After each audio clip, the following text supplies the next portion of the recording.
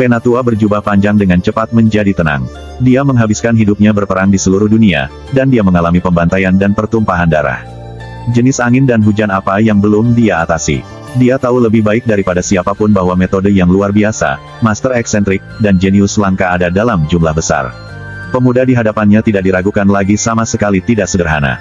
Kamu membuntuti kami secara rahasia sebelumnya, bukan? Zijin mengerutkan alisnya. Tetua berjubah panjang itu kehilangan kata-kata. Sebelum Sui dapat menjawab, dia berkata, "Jangan bicara omong kosong, Nona. Mengingat bakat teman muda kita, bagaimana dia bisa melakukan sesuatu yang memalukan?" Saat dia berbicara, dia menoleh ke Sui dan menangkupkan tinjunya. Matanya membawa sedikit kekaguman. "Teman mudaku, bolehkah aku bertanya apakah kamu memperhatikan hal lain?" "Kakek?" Dia. Mata Zijin membelalak tak percaya. Dengan status kakeknya, bahkan jika Anda mencari di 19 kota di prefektur Clue Driver, siapa yang pantas baginya untuk menangkupkan tinjunya dengan hormat? Dia tidak bisa membantu tetapi melirik Sui untuk kedua kalinya. Dia tinggi dan kurus, dengan fitur tampan. Dia sama sekali tidak jelek. Namun, kehadirannya kendur dan biasa, seolah-olah dia tidak memiliki kultivasi sama sekali. Mungkinkah itu? Kultivasinya begitu tinggi dan mendalam sehingga tidak mungkin untuk membedakannya. Mungkinkah dia benar-benar menakutkan? Latar belakang keluarga Zijin luar biasa, dan sejak usia muda, dia telah mendengar cerita orang tua tentang Dewa Bumi. Mereka mungkin terlihat biasa, tapi sebenarnya, mereka sudah lama melampaui martial Dao. Mereka adalah makhluk menakutkan dengan kekuatan luar biasa. Mungkinkah ini bukan pemuda biasa, melainkan seorang penatua yang mampu mempertahankan penampilan awet muda? Ketika pikiran ini terlintas di benaknya, hati Zijin bergetar, dan sedikit kebingungan muncul di wajahnya.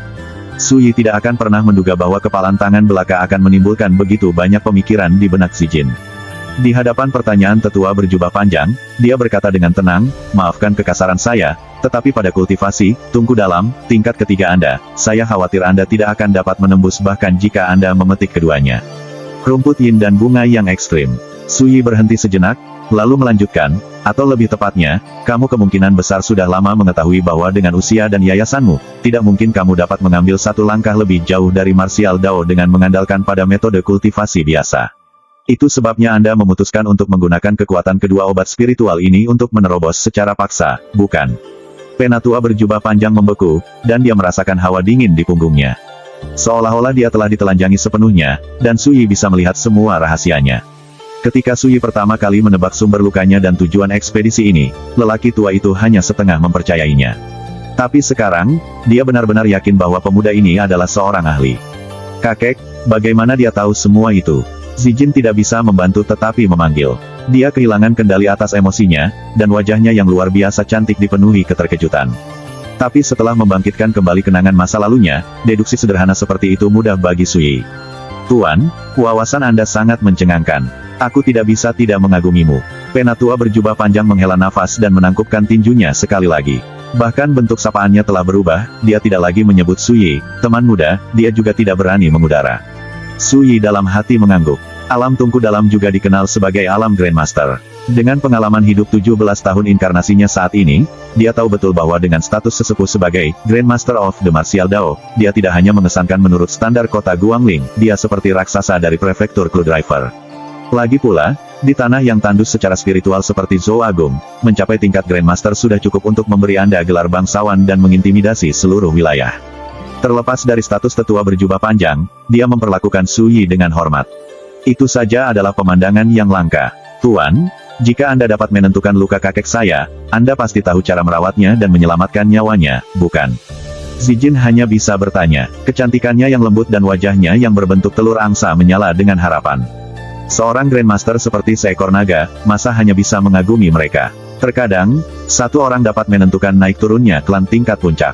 Dan kakeknya juga bukan Grandmaster martial Dao biasa.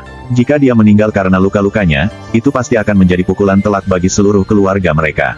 Zijin panik karena khawatir. Ketika dia melihat kemampuan Sui yang tampaknya ajaib, dia merasa seolah-olah dia telah mencengkeram harapan terakhirnya. Penatua berjubah panjang juga merasakan seutas harapan. Dia menangkupkan tinjunya sekali lagi dan berkata dengan sungguh-sungguh, "Orang tua ini bernama Xiao Tianqui. Di dalam prefektur Clue Driver, saya agak terkenal. Jika Anda bisa menyelamatkan hidup saya tidak akan melupakan bantuannya." Dia adalah Grandmaster Martial Dao yang perkasa, dan telah melakukannya selama bertahun-tahun. Dia sangat sadar bahwa Grandmaster lain pun tidak mungkin bisa melihat melalui luka-lukanya dalam sekejap. Ini saja sudah cukup baginya untuk menganggap Su Yi misterius dan tidak dapat dipahami. Jika saya tidak bisa mengobati luka sepele seperti itu, mengapa saya repot-repot mengatakan semua itu? Su Yi tertawa. Xiao Tianque dan cucunya menyala. Selama kamu bisa mengobati lukaku, kamu bisa meminta apapun yang kamu mau sebagai gantinya. Saya tidak akan menolak permintaan apapun. Ekspresi Xiao Tianque benar-benar serius saat dia membuat sumpahnya yang serius. Tapi di dalam, dia merasakan gentar yang luar biasa. Cara dia melihatnya, dengan kemampuan ajaib Su Yi, kompensasi biasa tidak akan cukup. Tapi dia tidak dalam posisi untuk menyibukkan diri dengan itu. Dia akan melakukan apapun untuk menjalani ini, tidak peduli biayanya. Su Yi merenungkannya, lalu berkata, dari sudut pandangmu, ini mungkin kebajikan yang menyelamatkan nyawa, tapi bagiku, ini hanyalah hal sepele. Bagaimana dengan ini? Beri saya token, biaya konsultasi, berapapun yang Anda inginkan. Apa? Baik Xiao Tianque dan Zijin tertegun. Mata mereka melebar, dan mereka tidak berani mempercayai telinga mereka. Apakah ada masalah? Tidak, bukan itu. Zijin buru-buru menggelengkan kepalanya, ekspresinya aneh. Dia tergagap, aku tidak akan menyangka akan begitu, jadi. Sederhana, suaranya menghilang, dan dia terdengar malu. Su Yi tidak tahu apakah harus tertawa atau menangis. Saya bisa memperbaikinya dengan menjentikkan jari saya. Mengapa mempersulit Anda? Xiao Tianque menghela nafas panjang, dan dia tersenyum pahit. Kamu tidak mengerti, Nona. Seseorang dari levelnya tidak peduli dengan sedikit uang. Dia hanya melakukan ini agar kita tidak berutang budi padanya. Ah, jadi begitu. Zijin langsung merasa tercerahkan. Itu seperti seorang ahli, dia secara alami tidak membutuhkan bantuan dari orang-orang di level mereka. Zijin buru-buru mengambil catatan perak dari dompetnya dan memberikannya dengan hormat dengan kedua tangan. Sambil mengoceh, dia berkata, Tuan, ini uang perak 10.000 tael. Ini adalah tanda penghargaan kami, jadi mohon terimalah.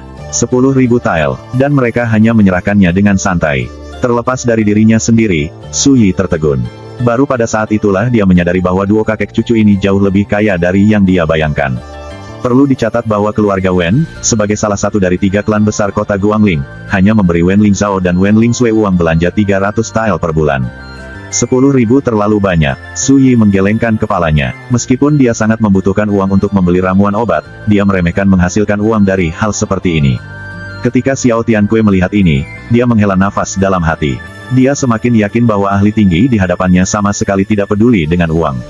Atau dengan kata lain, kepada pemuda misterius ini, menyelamatkan nyawanya dan mengobati lukanya. Benar-benar bukan masalah besar. Dia tidak serakah akan kekayaan, juga tidak ingin mereka berutang budi padanya, namun dia bisa melihatnya sekilas.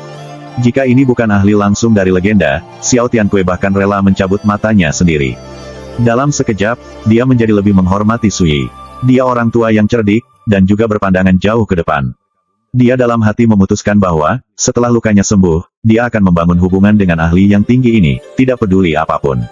Tapi Zijin tampak bermasalah. Dia berbisik, tapi uang kertas 10.000 tael adalah yang terkecil yang saya miliki.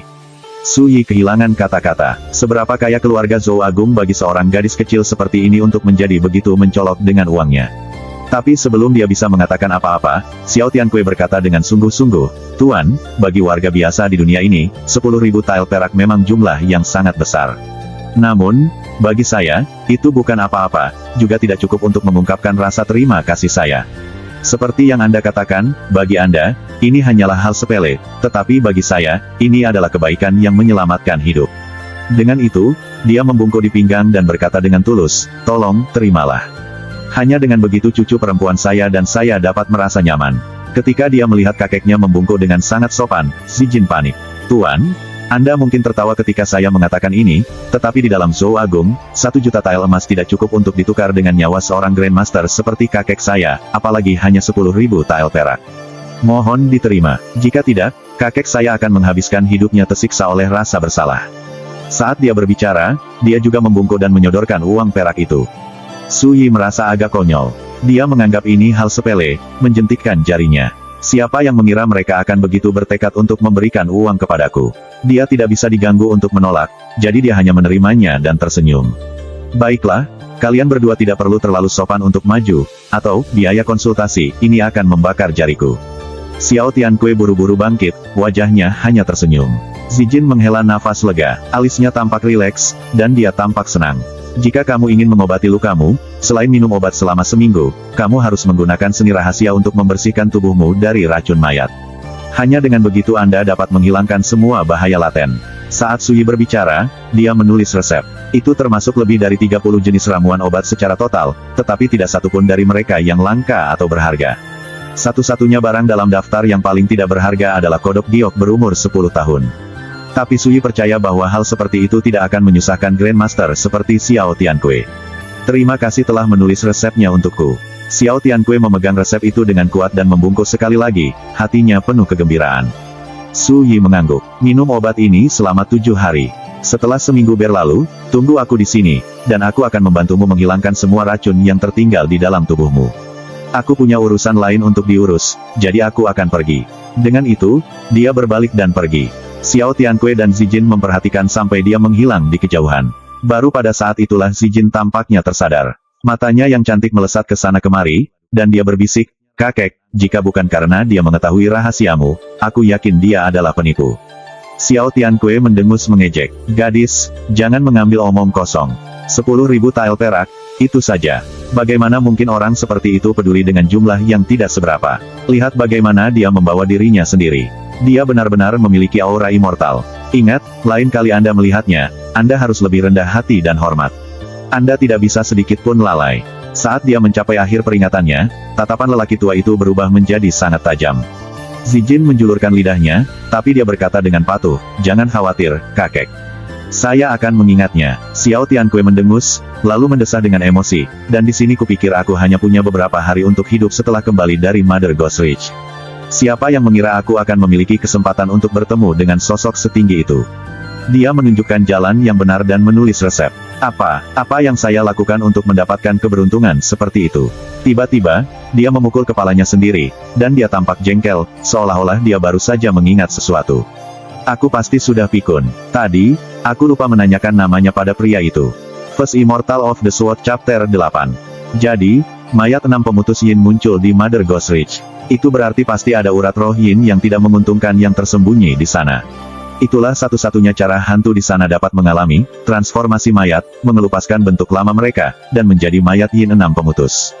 Bahkan di 9 provinsi alam liar, urat roh yang selaras dengan Yin jarang dan tidak biasa, namun ada yang muncul di dalam wilayah Zhou Agung yang mandul secara spiritual. Ini praktis keajaiban. Saat Sui merenung, dia berjalan menuju kota Guangling di sepanjang tepi Great Azure. Alam ketiga dari martial Dao adalah Tungku Dalam. Jika saya menggunakan Vena roh selaras Yin untuk meredam organ dalam saya akan mencapai hasil 2 kali lipat untuk setengah pekerjaan. Selain itu, Mother Ghost Ridge memiliki Six Yin Grass dan Extreme Yang Flowers. Itu adalah obat-obatan berharga untuk kultivator alam Tungku Dalam. Setelah saya mencapai puncak dari alam peredaran darah, saya harus masuk dan melihat-lihat. Su Yi mengambil keputusan. Dia meninggalkan pertemuan kebetulan dengan Xiao Tiankui dan Zijin dengan hasil panen yang banyak. 10.000 tael perak sudah cukup untuk membeli obat-obatan yang dia butuhkan untuk merendam tubuhnya. Pada saat yang sama, dia telah mengetahui beberapa kecerdasan yang sangat berharga tentang Mother Ghost Ridge. Seperti kehadiran Vena roh Yin yang tidak menguntungkan. Ketika Su Yi tiba di kota Guangling, dia melihat para penjaga penguasa kota ditempatkan di luar gerbangnya. Mereka sepenuhnya lapis baja, dan mereka terlihat tegas, kuat, dan sangat mampu. Di hadapan para penjaga, sekelompok petinggi kota telah berkumpul, semuanya memiliki sikap yang luar biasa, mereka jelas sudah lama terbiasa dengan kekuasaan. Pakar biasa dari martial Dao tidak bisa dibandingkan dengan mereka sama sekali. Formasi militer yang begitu besar merupakan pemandangan langka di kota Guangling. Warga yang melewati gerbang, tanpa kecuali, penasaran dan terpesona. Suara diskusi memenuhi udara. Tuan kota ada di sini, dan dia bahkan mengirim pengawal tua. Untuk apa semua ini? Jadi itu tuan kota Fusan dan pengawal tuanya. Su Yi dalam hati penasaran juga, tapi dia tidak mau repot untuk bertanya-tanya. Dia langsung menuju gerbang dan berjalan masuk. Dia samar-samar bisa membedakan suara tawa dan percakapan para ahli yang berkumpul dari belakangnya. "Lihat, bukankah itu menantu keluarga Wen, Su Yi? Dia dulunya adalah sekte luar Sword Chief dari Blue River Sword Manor, seorang jenius yang langka. Sayang sekali. Menurut saya, jika Anda ingin mengasihani seseorang, itu seharusnya Wen Lingzhao. Saya belum pernah melihat bakat luar biasa untuk martial Dao sepanjang hidup saya, dan ketampanannya adalah 1 dari 10.000. Terlepas dari semua itu, dia menikahi Su Yi dari semua orang. Sungguh sebuah tragedi." Su Yi tertawa, tapi dia sama sekali tidak khawatir. Dia dengan cepat menghilang ke jalan-jalan kota yang ramai. Tidak lama kemudian, Xiao Tianque dan Zijin muncul di luar gerbang kota. Pada saat yang hampir bersamaan, penguasa kota Guangling, Fusan, melangkah maju dan membungkuk dalam salam hikmat, suaranya menggelegar menembus awan. Bawahanmu yang rendah hati, Fusan menyapamu, Markis. Salam, Nona Spirit Jade. Para ahli dan petinggi di belakang Fusan, serta seluruh tim pengawal bersenjata elitnya, bergetar dan mengulangi sapaannya. Salam, Markis. Salam, Nona Spirit Jade. Tiba-tiba, gerbang kota terdiam. Itu sangat tenang dan sunyi, bahkan burung-burung pun tidak berkicau. Aliran warga yang melewati gerbang tenggelam dalam kesunyian yang menakutkan. Xiao Tianque berdiri agak jauh, tangannya di belakang dan matanya tertutup. Dia secara tidak sadar memancarkan aura otoritas. Ini adalah sikap seseorang yang sudah lama terbiasa dengan kekuasaan. Mengalihkan perhatian kami ke Zijin, dia berdiri dengan punggung tegak. Sosoknya masih tinggi dan ramping, dan wajahnya yang berbentuk telur masih cantik tiada taraf. Tetapi dia memiliki sikap yang tertutup dan terhormat, seolah-olah dia berada ribuan mil jauhnya dan tidak dapat didekati. Fusan, aku sudah lama tidak menjadi markis. Minta yang lain mundur, jangan ganggu rakyat. Xiao Tianque mengerutkan alisnya. Iya Pak, City Lord Fusan setuju, lalu melambai kepada yang lain. Kekuatan utama kota dan pengawal tua segera pergi, tidak berani menunda. Paman Fu, aku harus merepotkanmu untuk mengumpulkan ramuan obat yang tertera di resep ini. Ingat, kita butuh cukup untuk 7 hari. Juga, tolong siapkan kamar terpencil untuk kakekku dan aku, di suatu tempat kami tidak akan diganggu. Zijin melangkah maju dan menyerahkan resep Fusan Suyi. Putri, bawahanmu akan melaksanakan perintahmu dengan sangat teliti. City Lord Fusan dengan sungguh-sungguh menangkupkan tinjunya dan membungkuk. Xiao Tianque mengangguk, tetapi tidak berkata apa-apa lagi. Dia dan Zijin berjalan melewati gerbang kota. Fusan buru-buru mengikuti mereka. Hanya ketika mereka semua pergi barulah warga di dekat gerbang sadar, seolah terbangun dari mimpi. Segera setelah itu, mereka berdiskusi dengan sengit. Fusan adalah penguasa kota Guangling, figur otoritas tertingginya. Bahkan 3 klan besar kota Guangling harus memperlakukannya dengan hormat. Namun sekarang, tepat di depan mata mereka, dia memperlakukan pria tua dan wanita muda dengan sangat hormat, mengindahkan setiap perintah mereka. Menyaksikan hal ini memperluas wawasan warga, dan mereka sibuk berspekulasi tentang identitas Xiao Tianque dan Zijin. Keluarga Wen, Suyi duduk di bak mandi di dalam kamarnya. Matanya terpejam, dan dengan setiap tarikan napas, gumpalan gas putih samar melingkari tubuhnya, seperti ular yang menjentikkan lidahnya mengikuti ritme yang fantastis. Ini adalah teknik pernapasan Pain and Crane Body Refining Art. Bak mandi berisi bak mandi obat panas, campuran lebih dari 50 tumbuhan dan rerumputan berbeda yang dipanaskan selama 4 jam. Ramuan obat ini bukan obat spiritual di mata para kultivator, namun setiap yang terakhir sangat berharga. Mereka bernilai total 500 tael perak. Di kota Guangling, pengeluaran tahunan keluarga biasa paling banyak berjumlah sekitar selusin tael. Inilah asal mula pepatah, orang miskin mengejar beasiswa, orang kaya, seni bela diri. Hanya orang kaya yang memenuhi syarat untuk mengembangkan martial Dao. Bahkan jika orang biasa ingin berkultivasi, mereka tidak mungkin menanggung biaya yang diperlukan. Meskipun keluarga Wen adalah salah satu dari 3 klan besar kota Guangling, dan meskipun mereka memiliki lebih dari 1000 anggota, hanya beberapa orang terpilih yang memenuhi syarat untuk mengembangkan martial Dao sejak usia muda. Tidak ada apa-apa untuk itu. Berkultivasi terlalu mahal. Prajurit biasa mengkonsumsi suplemen untuk memenuhi kebutuhan tubuh mereka setiap hari. Mereka perlu membeli semua jenis obat untuk memajukan kultivasi mereka, dan bahkan memasuki akademi untuk berkultivasi mewakili biaya yang sangat besar. Keluarga biasa tidak mampu membelinya. Itu sama di seluruh Zhou Agung. Waktu berlalu, dan segera, matahari membuat bayangan miring dari barat. Suyi telah menghabiskan 6 jam penuh dalam meditasi. 2 aliran gas lurus, seperti sutra putih murni, menyembur dari lubang hidungnya. Aliran gas itu seperti anak panah. Mereka menembak ke depan sejauh 3 kaki, memotong udara seperti pisau dengan gemuruh samar yang mengingatkan pada guntur. Napasnya halus, namun menggelegar seperti guntur. Efek khas ini adalah hasil dari sirkulasi ki Anda ke seluruh tubuh Anda hingga mendidih.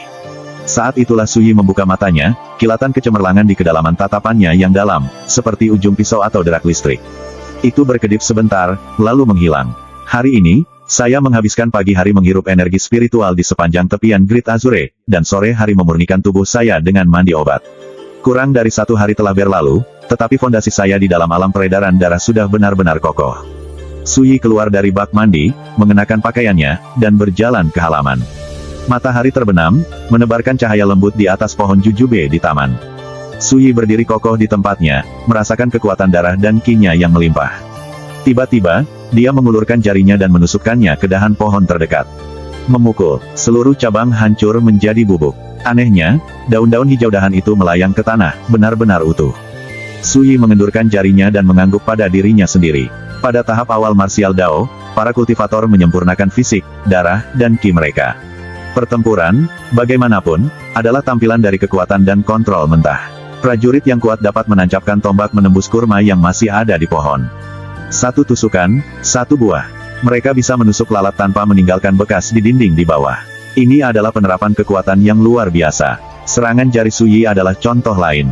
Gerakannya tampak biasa saja, tetapi dia menyerang seperti anak panah yang terlepas dari busurnya atau kilatan petir yang tiba-tiba. Jarinya menghancurkan dahan dengan sangat mudah, namun meninggalkan daun yang rapuh dan rapuh sepenuhnya utuh. Ini mewakili tingkat kontrol halus yang luar biasa. Tapi kemudian, di masa lalunya, satu jari bisa membelah lautan, dan gelombang lengan bajunya bisa memotong gunung. Sebagai perbandingan, menghancurkan cabang hanyalah trik ruang tamu. Selama beberapa hari berikutnya, Su Yi meninggalkan kota untuk berkultivasi di sepanjang tepi sungai setiap pagi, dan menghabiskan malamnya dengan berendam di pemandian obat untuk memperbaiki fisiknya. Kekuatan fisiknya mengalami transformasi yang mengguncang bumi. Selama ini, adik iparnya, Wen Lingsui, kembali ke Pinnacle Sword Manor. Tepat sebelum dia pergi, dia secara khusus mengingatkan Su Yi bahwa dia akan berusia 16 tahun hanya dalam beberapa hari dan dia berharap dia berpartisipasi dalam perayaan itu.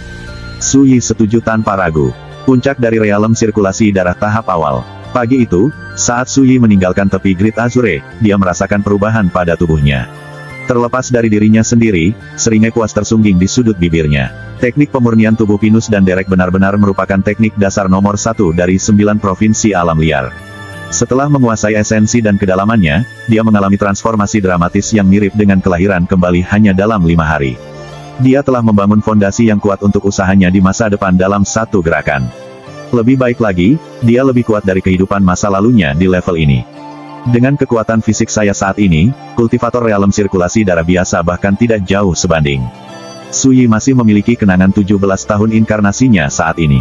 Setelah perbandingan singkat, dia yakin, jika mereka bertarung, bahkan murid puncak Blood Circulation Realm dari Blue River Sword Manor akan kalah tanpa keraguan. Bagaimanapun, alam peredaran darah hanyalah alam pertama dari Dao bela diri. Para kultivator menyempurnakan fisik mereka, dan meskipun mereka lebih kuat dari orang biasa, mereka masih berada dalam batas kematian. Di 9 provinsi alam liar, 4 alam marsial Dao juga dikenal sebagai menumpahkan kefanaan. Nama itu mewakili metamorfosis, 4 langkah pengelupasan kematian. Hanya setelah menembus 4 alam marsial Dao dan memasuki origin Dao, Anda dapat menyebut diri Anda seorang kultivator, Xiantian. Pada tingkat itu, seorang kultivator dapat hidup dari embun dan cahaya fajar serta tidak makan. Mereka secara kualitatif berbeda dari orang biasa. Selain itu, dalam pertempuran, mereka tidak lagi bersaing hanya dengan kultivasi, mereka bisa menggunakan seni tempur. Dengan pengalaman dan keterampilan dari kehidupan masa lalunya, bahkan tanpa kultivasi sama sekali, Su Yi dapat melenyapkan benih kecil realem sirkulasi darah dalam hitungan menit. Hanya dalam 5 hari, saya menghabiskan 2.500 tile perak, namun saya baru saja melewati ambang pintu. Saya sudah dapat memperkirakan bahwa ke depan, sumber daya yang saya butuhkan untuk kultivasi saya akan meningkat secara eksponensial. Pengeluaran saya akan melonjak karenanya. Suka atau tidak suka, tampaknya bahkan saat saya mengolah 4 alam marsial Dao, saya harus mempertimbangkan cara menghasilkan uang dalam jangka panjang. Kekayaan, teman, teknik, dan tanah. Ini adalah kebutuhan dasar seorang kultivator. Dari mereka, kekayaan didahulukan. Su Yi sangat menyadari bahwa ketika kultivasinya meningkat, jumlah kekayaan yang dibutuhkan akan mencapai ketinggian yang semakin mengejutkan. Tentu saja, bagi para kultivator, kekayaan tidak hanya mengacu pada emas dan perak biasa, itu termasuk semua jenis sumber daya kultivasi. Misalnya obat dan bahan spiritual, harta karun, dan pil, antara lain. Jika saya memasuki faksi kultivator, saya tidak perlu khawatir dengan jumlah yang tidak seberapa. Su Yi menghela nafas, lalu menggelengkan kepalanya dan membuang pikiran itu ke samping. Setidaknya untuk saat ini, dia bahkan tidak mempertimbangkan untuk meninggalkan kota Guangling. Saat dia merenung, Su Yi menemukan dirinya kembali ke keluarga Wen. Ketika dia memasuki tanah keluarga, dia melihat sosok yang samar dan jauh menunggu di luar pintunya. Wen Lingsui. Dia semua berdandan. Dia mengenakan gaun ungu tua yang panjang, dan rambutnya diikat menjadi sanggul, memperlihatkan wajahnya yang luar biasa cantik. Matanya yang jernih dan cerah bersinar seperti bintang-bintang. Dia berdiri dengan tangan di belakang, tatapannya penuh harap, secantik mungkin. Saudara ipar. Ketika dia melihat Suyi di kejauhan, senyum muncul di wajahnya, dan dia melambai ke arahnya dengan gembira. Pada saat itu, dia sangat cantik, sinar matahari tampak redup jika dibandingkan. Bukankah sekolah masih dalam sesi? Apa yang kamu lakukan di sini? Suyi tersenyum dan pergi untuk menyambutnya. Hari ini adalah hari ulang tahun saya. Senyum merekah di wajah Wen Lingsui. Saya sudah memesan ruang perjamuan di rumah pertemuan immortal. Beberapa teman sekelas saya akan ada di sana. Mari kita pergi. Saat dia berbicara, dia dengan penuh kasih sayang meraih lengan Suyi dan membawanya keluar. Suyi, bagaimanapun, merasa agak bersalah. Dia menghabiskan beberapa hari terakhir hanya memikirkan tentang kultivasi. Dia lupa hari ulang tahunnya, yang seharusnya tidak dia lakukan. Dia melirik gadis di sampingnya, dan dia menatapnya penuh harap. Matanya cerah, dan wajahnya yang cantik sama sekali tidak menunjukkan tanda-tanda menyalahkannya. Namun, ini hanya membuat Suyi merasa lebih buruk. Dia memikirkannya, dan pada akhirnya, dia mengambil keputusan. Tahun ini, dia akan memberikan hadiah ulang tahun yang luar biasa. First Immortal of the Sword Chapter 9. Lingsui, kamu tidak menghabiskan hari ulang tahunmu di rumah bersama orang tuamu tahun ini. Suyi bertanya dengan santai dalam perjalanan ke rumah pertemuan immortal. Aku sudah 16 tahun. Ini hari ulang tahunku, jadi terserah padaku untuk memutuskan bagaimana aku menghabiskannya. Gadis di sampingnya mengedipkan matanya yang indah, lalu tersenyum. Tapi nanti malam, aku akan merayakannya dengan ibu dan ayah. Dia berhenti sejenak, lalu melanjutkan, selain itu, nenekku akan berusia 80 lusa. Itu ulang tahun yang besar, orang tua saya sibuk mempersiapkan bersama anggota keluarga lainnya. Mereka tidak punya waktu untuk mengkhawatirkanku. Mata Suyi sedikit menyipit, dan dia mengangguk. Nenek Wen Lingsui adalah ibu pemimpin keluarga Wen, Liang Wenbi. Dia menempati posisi transenden dalam keluarga, bahkan kepala keluarga Wen Changjing tidak berani menentang keinginannya. Dia akan berusia 80 tahun, keluarga Wen secara alami tidak berani lalai. Cepatlah, kakak ipar, ini hampir tengah hari, jelas Wen Lingsui hampir tidak bisa menunggu. Baik, Suyi tersenyum saat dia menyusulnya. Di penghujung hari, adik iparnya baru berusia 16 tahun, usia seperti puisi atau lukisan, penuh dengan vitalitas muda. Rumah pertemuan immortal, restoran dengan skala terbesar dan tingkat tertinggi di kota Guangling, dianggap sebagai tempat teratas di kota. Mereka yang makan di sini kaya atau bangsawan. Lelucon umum mengatakan bahwa segelas anggur di rumah pertemuan immortal sebanding dengan pendapatan keluarga miskin selama 10 tahun. Ini tidak berlebihan. Ketika Suyi dan Wen Lingsui tiba, para petugas dengan hangat memandu mereka ke kamar pribadi di lantai 3. Dekorasinya kuno dan udara berbau dupa. 7 atau 8 orang sudah duduk di dalam. Selain satu pria muda, mereka semua adalah gadis berusia kira-kira 15 tahun. Ketika Wen Lingsui tiba, dia langsung mendapat sambutan hangat. Lingsui, kamu terlihat memukau hari ini. Ini adalah hadiah yang saya siapkan untuk Anda. Saya harap Anda akan segera lulus ujian untuk berkultivasi di Blue River Sword Manor. Hihi, jika teman sekelas kita mengetahui hari ini adalah hari ulang tahun kecantikan nomor 1 Pinnacle Sword Manor, aku khawatir mereka akan mengantre hanya untuk mengantarkan hadiah. Gadis-gadis itu memberinya hadiah yang telah mereka siapkan, sambil mengobrol. Sikap mereka baik dan bersemangat. Tatapan Suyi menyapu para tamu. Sekilas, dan dia bisa menentukan banyak sekali. Teman sekelas Wen Lingsui ini semuanya berpakaian rapi, semuanya dipilih dengan cermat. Jelas bahwa mereka semua memiliki latar belakang yang luar biasa dan mereka berasal dari keluarga terpandang. Beberapa lincah dan murah hati, beberapa lembut dan pendiam, sementara yang lain gagah berani dan mulia.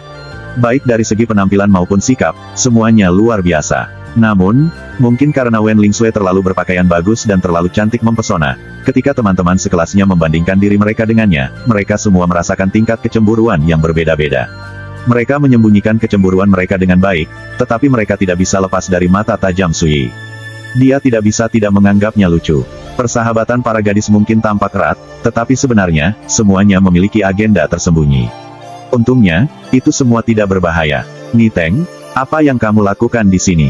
Wen Lingsui tiba-tiba menyadari satu-satunya anak laki-laki di antara tamunya. Alisnya mengerut, dan ekspresinya menjadi terasa lebih dingin. Suasana yang semarak tiba-tiba menjadi agak tertahan. Pemuda tersebut mengenakan jubah yang dihiasi dengan batu giok. Matanya cerah, alisnya gagah, dan sikapnya mulia. Pemuda itu tersenyum, lalu melangkah maju untuk menyambutnya. Lingsui, ini hari ulang tahunmu. Ini sedikit sesuatu yang saya siapkan untuk Anda. Mohon diterima. Dia memegang sebuah kotak bertatakan emas dan batu giok di kedua tangannya. Dia dengan hati-hati membukanya, memperlihatkan jepit rambut giok ungu pucat untuk dilihat semua orang. Seseorang telah dengan ahli mengukirnya menjadi luan yang akan terbang. Detailnya sangat indah, tampak hidup. Sekilas terlihat jelas bahwa ini adalah karya seorang seniman ulung. Jepit rambut, purple luan mengepakkan sayapnya. Ini adalah karya paling membanggakan Master Artisan Mo, dan dia adalah salah satu pengrajin terbaik di prefektur. Mereka mengatakan itu terbuat dari cold purple spirit jade alami. Bahannya saja bernilai 300 emas. Tapi setelah melewati tangan Divine Master Artisan Mo, itu mungkin bernilai ribuan. Salah satu gadis, yang riasannya sangat indah, bersinar. Sekilas dia telah menentukan asal-usul jepit rambut itu. Ini, bukankah itu terlalu berharga? Gadis-gadis ini semua memiliki latar belakang yang terkenal, tetapi mereka tidak bisa menahan diri untuk tidak mendecakkan lidah mereka. Pengeluaran mewah Niteng membuat mereka terkejut. Niteng cukup puas dengan hasil ini. Senyum tipis menyebar di wajahnya, dan dia bertanya dengan lembut, Ling Sui, apakah kamu menyukainya? Aku menyiapkannya khusus untukmu. Saat mereka mendengar ini, ekspresi gadis-gadis lain berubah, mereka tidak bisa tidak iri pada Wen Ling Sui. Niteng, dia adalah putra dari komandan pengawal tua penguasa kota. Bakatnya luar biasa, sikapnya tampan dan mulia. Dia baru berusia 16 tahun, tapi dia sudah menjadi man of the hour di Pinnacle Sword Manor. Siapa yang tahu berapa banyak gadis yang mengaguminya. Seorang pemuda berbakat dan tampan seperti dia baru saja menghabiskan 1000 emas untuk membeli jepit rambut giok sebagai ungkapan kekagumannya. Ini adalah kehormatan besar bagi gadis manapun. Siapa yang tidak berharap hal seperti ini terjadi pada mereka? Namun alis Wen Ling Sui hanya berkerut lebih dalam, dan ekspresinya berubah menjadi lebih dingin. Hadiah ini terlalu berharga untuk saya terima. Anda harus menyimpannya. Senyum Niteng membeku, digantikan oleh sedikit kesusahan. Namun, sebelum dia bisa menjawab, Wen Ling Sui meminta semua orang untuk duduk. Dia bahkan secara khusus meminta agar Su Yi duduk di sampingnya. Dari awal hingga akhir, dia membiarkan Niteng menggantung sepenuhnya. Namun, ketika mereka melihat kesulitan Niteng, beberapa gadis tidak dapat menahan diri. Mereka angkat bicara, satu demi satu, dan dengan hangat mengundangnya untuk duduk. Niteng dengan cepat mengendalikan emosinya dan duduk sambil tersenyum, seolah-olah dia sudah benar-benar melupakan kecanggungannya sebelumnya. Namun, setiap kali tatapannya tertuju pada Su Yi, dia merasakan ketidaknyamanan yang tak bisa dijelaskan. Sejujurnya, itu bukan hanya Niteng. Gadis-gadis itu juga bingung, mengapa Wen Ling Sui mengundang Su Yi dari semua orang. Untuk menghormatinya, mereka diam-diam setuju untuk tidak mengatakan apa-apa. Tetap saja, tidak ada dari mereka yang berinisiatif untuk menyapa Su Yi, apalagi berbasa-basi. Jika bukan karena Wen Ling Sui, mereka tidak akan pernah setuju untuk duduk di meja yang sama dengannya. Siapa yang ingin berkenalan dengan menantu laki-laki yang ditertawakan semua orang? Jadi, meskipun Su Yi duduk di sana, seolah-olah dia tidak terlihat. Mereka mengabaikannya sepenuhnya. Kakak ipar, mereka mungkin mengabaikanmu, tapi aku tidak akan melakukannya. Apapun yang Anda lakukan, jangan marah. Sementara yang lain tidak memperhatikan, Wen Ling Sui berbisik di telinga Su Yi. Napasnya seperti sentuhan anggrek, dan matanya cerah dan berkilau. Wajah kecilnya penuh dengan kekhawatiran saat dia mencoba menghiburnya. Su Yi tidak tahu harus berkata apa. Dia memiliki kekuatan mental dua kehidupan. Kenapa dia peduli tentang hal seperti ini? Tak lama kemudian, sekelompok pelayan cantik masuk ke ruangan membawa sederetan hidangan mewah. Semuanya jarang terlihat makanan lesat. Wen Ling Sui memiringkan kepalanya dengan bingung. Aku tidak memesan makanan sebanyak itu. Niteng tampak bersemangat, dan dia berkata dengan sepenuh hati, Ling Sui, hari ini adalah hari ulang tahunmu. Bagaimana kami bisa membiarkan Anda membelanjakan uang untuk kami? Hari kita di rumah pertemuan immortal sepenuhnya ada padaku. Tatapannya menyapu gadis-gadis lain, dan dia bersikap angkuh. Semuanya, silakan makan dan minum sepuasnya. Menikmati diri sendiri adalah cara terbaik untuk memberi selamat kepada Ling Sui. Gadis-gadis itu tertawa senang. Meskipun latar belakang mereka luar biasa, mereka tidak bisa hanya makan di lubang uang seperti rumah pertemuan immortal mau tak mau. Namun, Wen Ling Sui tidak terkesan. Dia berkata dengan dingin, berapa harganya? Aku akan mengembalikan uangmu nanti. Niteng tertawa. Ling Sui, jangan terlalu jauh. Ini hanya sekali makan. Jika kau benar-benar membalasku, saat aku kembali lagi ke Pinnacle Sword Manor, orang lain akan mengutukku sampai mati. Beberapa gadis tertawa dan menyetujui persetujuan mereka, mendesak Wen Ling Sui untuk tidak mengkhawatirkannya. Wen Ling Sui ragu-ragu, tetapi pada akhirnya, dia memutuskan untuk tidak mengatakan apa-apa lagi. Namun, dia berbisik di telinga Su Yi, orang ini selalu seperti ini. Di Pinnacle Sword Manor, dia sangat menyukai pamer. Tidak ada yang lebih menjengkelkan daripada pria sombong seperti dia. Juga, aku bahkan tidak pernah mengundangnya ke rumah pertemuan immortal, dia muncul atas kemauannya sendiri. Kulitnya benar-benar tebal. Su Yi tertawa. Kesombongan adalah penderitaan umum di kalangan anak muda, dan itu bukanlah sifat buruk yang mengerikan. Tiba-tiba, Ni Teng melirik. Dia belum mendengar apa yang dikatakan Wen Lingsui kepada Sui. Dia bisa, bagaimanapun, melihat bibir merah mudanya dalam tindakan intim berbisik ke telinga Sui. Senyumnya membeku, dan dia tidak bisa lagi menahan api kecemburuannya. Dia bahkan merasakan dorongan untuk bangun, menghajar Sui, dan mengirimnya berkemas. Ni Teng memaksakan rasa irinya dan pura-pura santai, keingintahuan biasa. Sui, kamu adalah saudara ipar Lingsui, dan ini adalah pesta ulang tahunnya. Aku ingin tahu hadiah apa yang kamu berikan untuknya. Sedikit senyum yang hampir tak terlihat menarik bibir Sui. Orang macam apa dia? Sekilas dia tahu bahwa anak ini membencinya dan mencoba membuat masalah. Seperti yang diharapkan, yang lain semua melihat ke atas, semuanya dengan ekspresi berbeda. Mereka secara kasar dapat menebak bahwa Ni Teng tertarik untuk membandingkan hadiah. Atau mungkin, dia memanfaatkan kesempatan ini untuk mempermalukan Sui. Sekarang setelah mereka memikirkannya, hak apa yang dimiliki menantu laki-laki untuk duduk di meja yang sama dengan mereka? Dia mempermalukan dirinya sendiri dan dia bahkan tidak mengetahuinya. Ni Teng ini benar-benar menjijikkan. Wen Lingsui mulai marah. Dia sudah lama menyadari bahwa Sui telah melupakan hari ulang tahunnya. Bagaimana mungkin dia menyiapkan hadiah? Namun Ni Teng baru saja mengungkitnya. Saya hampir lupa tentang ulang tahun Lingsui, itulah sebabnya saya tidak punya waktu untuk menyiapkan hadiah. Namun, saya akan menebusnya hari ini, setelah kami kembali ke rumah. Saat Sui berbicara, dia menatap Wen Lingsui. Itu karena kata-katanya ditujukan padanya, dia tidak peduli sedikit pun apa yang orang lain pikirkan tentang dia. Wen Lingsui sempat linglung. Dia mengerutkan bibir merah mudanya, tetapi di dalam hati, tidak ada kata-kata untuk menggambarkan kegembiraannya. Kakak ipar, dia, lagi pula dia peduli dengan hari ulang tahunku. Itu benar, dia baru saja sibuk akhir-akhir ini, jadi dia tidak sengaja mengabaikannya, itu saja. Saat dia memikirkan ini, matanya berbinar, dan senyum perlahan menyebar di wajahnya. Jadi, kamu tidak membawa hadiah. Ni Teng akhirnya menemukan kesempatan untuk melampiaskan kecemburuannya, dan dia tidak bisa menahan diri untuk tidak mengolok-olok. Lingsui sangat baik pada saudara ipar sepertimu tanpa bayaran. Lihat dirimu, aku tidak menyangka kamu bahkan akan melupakan hari ulang tahunnya. Gadis-gadis yang hadir tidak bisa membantu tetapi menggelengkan kepala. Anda tidak dapat mengandalkan tembok yang dibangun di atas lumpur. Sui ini benar-benar tidak kompeten. Tapi sekarang setelah kupikir-pikir, dia adalah menantu laki-laki keluarga Wen, seorang pria yang hidup dengan merayu seorang wanita. Hadiah apa yang bisa diberikan pria seperti itu? Apapun itu, pasti kalah jika dibandingkan dengan, jadi perperluan hairpin dari senior apprentice brother Ni Teng. Saya benar-benar tidak mengerti mengapa Wen Lingsui sangat peduli dengan saudara ipar yang tinggal seperti dia. Banyak dari gadis-gadis itu merasa sulit untuk memahaminya, dan di dalam hati mereka merasakan penghinaan baru terhadap Sui. Ni Teng melihat semua ini, dan akhirnya dia santai. Tapi saat dia sedang mempertimbangkan apakah akan menyerang atau tidak saat setrika masih panas dan memberi Sui beberapa tendangan bagus lagi. Bang! Seseorang mendorong pintu ruang makan pribadi yang tertutup rapat. First Immortal of the Sword Chapter 10. Suara pintu yang terbuka terdengar keras dan keras. Semua orang di ruang makan pribadi mengerutkan alis mereka. Ini adalah rumah pertemuan Immortal, restoran nomor 1 di kota Guangling. Siapa yang bisa begitu berani untuk memaksa masuk tanpa banyak salam? Cukup lancang. Semua orang secara naluriah melirik ke arah ambang pintu. Ketika mereka melihat pendatang baru, ekspresi semua orang berubah. Wen Lingsui dan Ni Teng tidak terkecuali. Apa yang dia lakukan di sini? Saya mendengar Lingsui sedang merayakan ulang tahunnya di sini, jadi saya memutuskan untuk membatalkan pesta. Hahaha, aku tidak mengagetkanmu, kan? Pendatang baru itu adalah seorang pemuda berjubah gemerlapan. Rambut panjangnya menutupi punggungnya, dan dia tampan, tetapi dia berbau alkohol dan menyeringai kurang ajar di wajahnya. Huang Qianjun. Dia adalah murid langsung dari keluarga Huang, salah satu dari 3 klan besar kota Guangling. Ayahnya adalah kepala keluarga Huang saat ini, Huang Yunchong.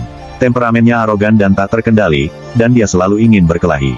Meskipun usianya baru 17 tahun, dia sudah memiliki daftar panjang perbuatan jahat atas namanya. Siapa yang tahu berapa banyak murka surga dan kebencian orang-orang yang dia keluarkan. Namun, berkat perlindungan ayahnya, dia masih hidup dan sehat sampai hari ini. Dukungannya yang kuat hanya memperburuk kesombongannya yang mendominasi. Ketika mereka menyadari kedatangan baru ini adalah Huang Qianjun, kemarahan awal gadis-gadis itu menghilang, digantikan dengan kegelisahan diam. Sedikit kepanikan melintas di wajah cantik mereka sudah lama mendengar reputasi buruk celana sutra ini. Bahkan Wen Lingsui dan Ni Teng mengerutkan alis mereka, tatapan mereka serius. Murid dari klan besar seperti mereka melihat Huang Qianjun sebagai penjahat tirani yang kejam. Tak satu pun dari mereka yang mau berteman dengannya. Satu-satunya ketakutan mereka adalah tidak cukup cepat untuk menghindarinya. Suasana di ruang makan pribadi itu langsung tertahan. Hanya Suyi yang tetap tenang. Dia tidak mengenali Huang Qianjun, tetapi dia tahu dari cara tubuh Wen Lingsui menjadi kencang bahwa dia dalam hati bingung. Siapapun tamu tak diundang yang kurang ajar ini, dia jelas membuatnya takut. Wen Lingsui menarik napas dalam-dalam, lalu berkata dengan dingin, "Bagaimana hubungan ulang tahunku denganmu? Anda sebaiknya segera pergi." Wajahnya yang cantik tampak tertutup es, dan dia tidak berusaha menyembunyikan penolakan dan ketidaksukaannya. Namun, Huang Qianjun tampaknya sama sekali tidak keberatan. Dia dengan berani melihat ke atas dan ke bawah, lalu tertawa, "Cih, kamu benar-benar adik perempuan Wen Lingzhao. Anda adalah kecantikan kelas atas.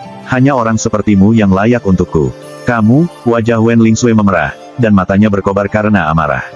"Lihat, semuanya, cantik memang cantik. Dia cantik bahkan ketika dia marah. Jika saya menikahinya dan membawanya pulang, orang tua saya pasti akan senang, bukan?" Huang Qianjun tertawa sembarangan. Sekelompok penjaga mengikutinya, dan mereka tersenyum ambigu. Gadis-gadis yang hadir tampak ketakutan, dan mereka tanpa sadar menatap Niteng, menaruh harapan mereka pada putra komandan penjaga ini. Niteng menarik napas dalam-dalam. Dia tahu bahwa, pada saat seperti ini, dia harus mengambil sikap. Kalau tidak, dia akan terlalu malu untuk mengangkat kepalanya lagi. Dia menguatkan dirinya dan berpura-pura tenang. "Tuan Muda Huang, ini adalah rumah pertemuan immortal. Harap hormat, mengganggu perdamaian tidak ada gunanya bagi siapapun." Senyum Huang Qianjun langsung menjadi gelap, dan matanya berkilat dengan ledakan keganasan. "Kau ini apa? Siapa kamu untuk menceramahiku?" Ekspresi Niteng langsung berubah tak sedap dipandang. Wajahnya menjadi pucat, lalu putih. Ketika dia melihat ini, Suyi menyadari bahwa bahkan Niteng pun takut pada pemuda yang kurang ajar dan pemarah ini. "Tuan Muda, itu putra komandan pengawal tua, Nei Beihu. Ayahmu yang terhormat dan Ni Beihu adalah kenalan." Salah satu penjaga memperingatkannya, lalu menyeringai, "Tapi bagaimana kami menangani ini sepenuhnya terserah Anda." "Adu gelombang." Huang Qianjun tersenyum, matanya menyipit. "Niteng, iya, saya akan memberi Anda satu kesempatan saja, pergilah dari pandangan saya saat ini juga. Atau yang lain, saya akan sangat senang mengalahkan Anda dan melemparkan Anda ke jalanan seperti anjing mati." Dia hanyalah senyuman, namun kata-katanya sangat mengesankan dan kejam. "Saat itu terjadi, aku khawatir kamu akan menjadi bahan tertawaan seluruh kota Guangling. Reputasimu akan hancur, dan kamu akan terlalu malu untuk mengangkat kepalamu lagi." Niteng membeku, dan tanpa disadari tinjunya terkepal begitu erat, persendiannya memutih. Pembuluh darah di punggung tangannya menonjol, dan dia merasakan rasa malu dan amarah yang tak terlukiskan. Melihat ini, darah terkuras dari wajah gadis-gadis itu, dan mereka merasa semakin bingung dan tak berdaya. Tak satu pun dari mereka yang berada di ruang makan pribadi memiliki latar belakang setinggi Niteng. Sekarang, sepertinya dia tidak cukup untuk menyelesaikan ini. Apa yang bisa mereka lakukan selain panik? Saat itulah Wen Lingsui berkata dengan dingin, "Huang Qianjun, apa sebenarnya yang kamu inginkan?"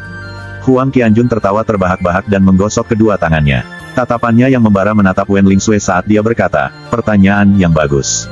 Mari kita katakan seperti ini, sebentar lagi, saya akan meminta orang tua saya mengunjungi keluarga Wen untuk mengusulkan aliansi pernikahan.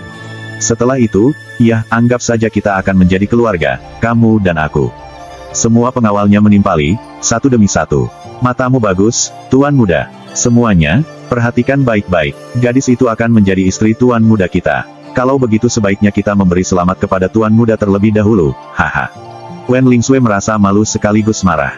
Mata almonnya membelalak, dan dia menggertakkan giginya.